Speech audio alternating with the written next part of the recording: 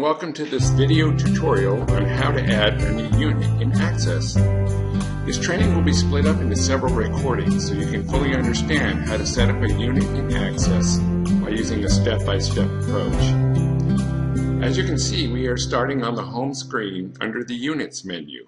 There's the Units menu. You want to select the Add a New Unit tab in order to add your first unit.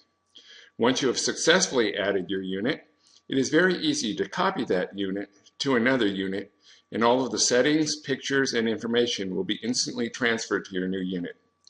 This is a tremendous time saver. In this first video, we will only cover the basic settings of your first unit. And before you add your first unit, it is important that you have already added the building that this unit resides in. Here's the Add a New Building command. We covered this information in a previous video about how to add a new building in AAXSYS. If you've not seen this short video, it is recommended that you stop and do so now. The first thing you'll be asked to do is to enter a new unit code. Naming your unit codes is a personal choice, but it is recommended that you keep your unit codes as brief as possible and incorporate the building code as part of your unit code. Don't worry though, because you can always rename your units if you make a mistake. As an example, if you want to rename your units that are part of a complex called Pacific Shores, you would want to choose something like this, PS101. So what I'm going to do is I'm going to go over here and click on Add a New Unit. And then I'm going to keep my short little unit code, so I'll enter it PS, let me do a 301, and I'll click Submit. Okay, here you'll be taken to the main page for the unit screen. This is a critical part of your unit setup, as we will be adding the information, pictures, and the data for your unit.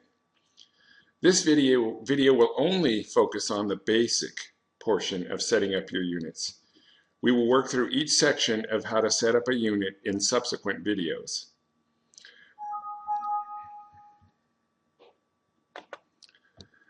Under the current unit features, you will see on the left side of the screen a button that says Active Yes or Active No.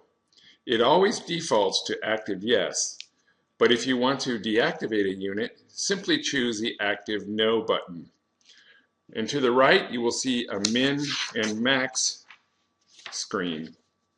This is to prevent someone from booking a unit meant for a 30-day stay and would allow you to book something accidentally for a shorter period of time.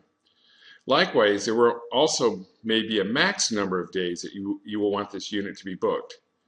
For most corporate housing providers, you would want to choose 30, 60, 90, etc.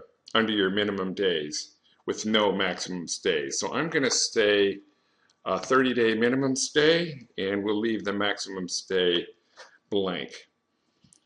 The available from and available to command are not used very often, but if you have a unit that is available for a short period of time and you want to control the availability to book that unit, this would be where you would do that. The vacation rental housing industry probably might find this very useful.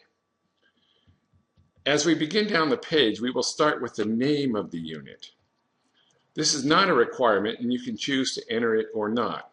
In this case, I'm going to enter Pacific Shores,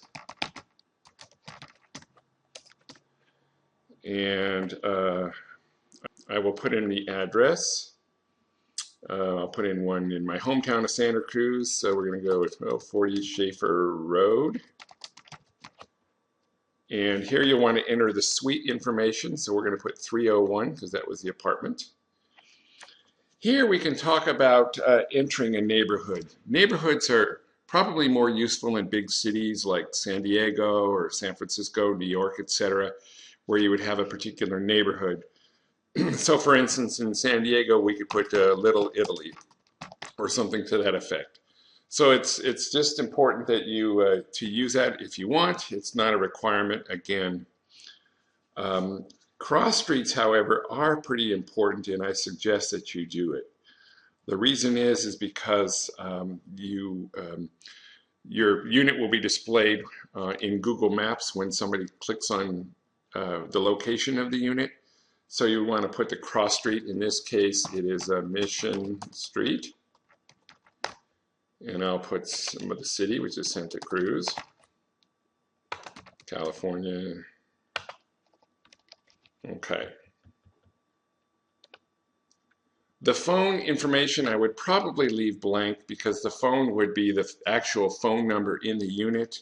And I know a lot of corporate housing providers don't actually use phones in the unit, so it's not important to put it in there. But it's there just in case. Lastly, we have the contact information. If you have a contact person at this unit, you can put their name here.